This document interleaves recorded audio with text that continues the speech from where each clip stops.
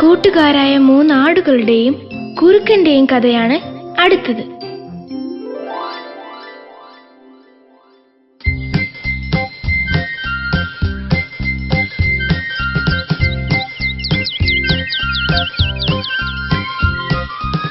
കാടിനടുത്ത് അതിമനോഹരമായൊരു പുൽമേടുണ്ടായിരുന്നു.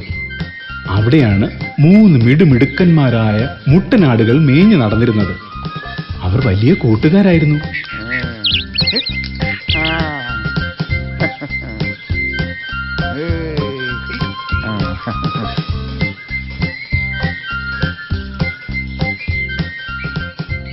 ഒരുമിച്ച് കളിച്ചും ഇളം പുല്ല് തിന്നും അരുവിയിലെ വെള്ളം കുടിച്ചും അവർ സന്തോഷത്തോടെ ജീവിച്ചു.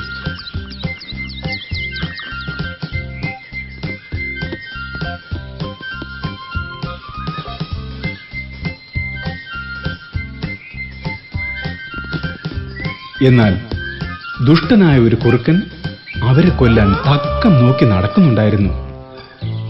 രാവിലെ മേഞ്ഞു നടക്കാനെത്തുന്ന ആടുകളെ കൊതിയോടെ അവൻ നോക്കുമായിരുന്നു. എന്നാൽ എന്നും ഒരുമിച്ച് നടക്കുന്ന ആടുകളെ ആക്രമിക്കാൻ അവന് ധൈര്യം വന്നില്ല.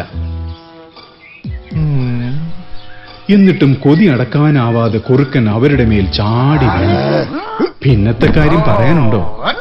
ആടുകൾ 3 ചേർന്ന് കുറുക്കനെ കൊമ്പുകൊണ്ട് കുത്തിയും കാലുകൊണ്ട് തൊഴിച്ചും ഓടിച്ചു.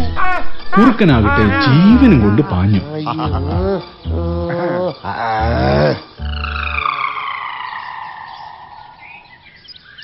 അങ്ങനെ ഇരിക്കെ ഒരു ദിവസം ആടുകൾ അരുവിയിൽ നിന്നും വെള്ളം കുടിക്കുകയായിരുന്നു.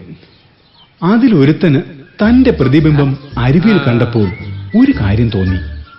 കൂട്ടുകാരെ, കണ്ടില്ലേ, കൂട്ടത്തിൽ ഏറ്റവും വലിയ കൊമ്പുള്ളത് എനിക്കാണ്. കൂടുതൽ ശക്തിയും എനിക്ക് തന്നെ. എന്റെ കുത്തും തൊഴിയും കൊണ്ടാണ് ആ കുറുക്കൻ പേടിച്ചോടിയത്. അതുകൊണ്ട് നാളെ മുതൽ ഞാൻ ഒറ്റയ്ക്ക് മേയുവാൻ ഇറങ്ങും.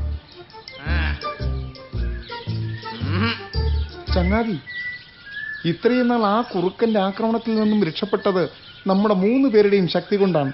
നീ ഒറ്റയ്ക്ക് പോയാൽ നിന്നെ തീർച്ചയായും അവൻ ആക്രമിച്ച് കീഴ്പ്പെടുത്തും. പക്ഷേ അഹങ്കാരിയായ അവൻ അതൊന്നും വകവയ്ക്കാതെ പറഞ്ഞു, എന്റെ കൊമ്പിന്റെ കുത്തേറ്റാൽ ഏത് ശക്തനും ഓടിപ്പോകും. പിന്നെയാണ് ഈ ഈറ കുറുക്കൻ. അങ്ങനെ പിറ്റേന്ന് രാവിലെ അവൻ മേയുവാനിറങ്ങി. ആദ്യമായിട്ടാണ് അവൻ ഒറ്റയ്ക്ക് വരുന്നത്. കാടിന്റെ ഭംഗി ആസ്വദിച്ച് അഹങ്കാരത്തോടെ നടന്ന അവൻ കുറുക്കന്റെ കണ്ണിൽപ്പെട്ടു. ഒറ്റയ്ക്ക് വന്ന ആടിനെ കണ്ടപ്പോൾ സന്തോഷം കൊണ്ട് അവന്റെ കണ്ണുകൾ വിടർന്നു. ഇത് തന്നെ പറ്റിയ അവസരം. അവൻ ആടിനുമേൽ ചാടി വീണു.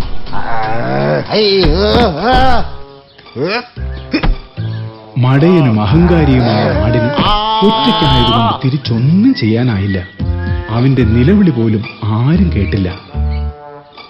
മറ്റു 2 പേരാകട്ടെ പുതിയ കൂട്ടുകാരുമൊത്ത് വളരെ കാലം സന്തോഷത്തോടെ ജീവിച്ചു.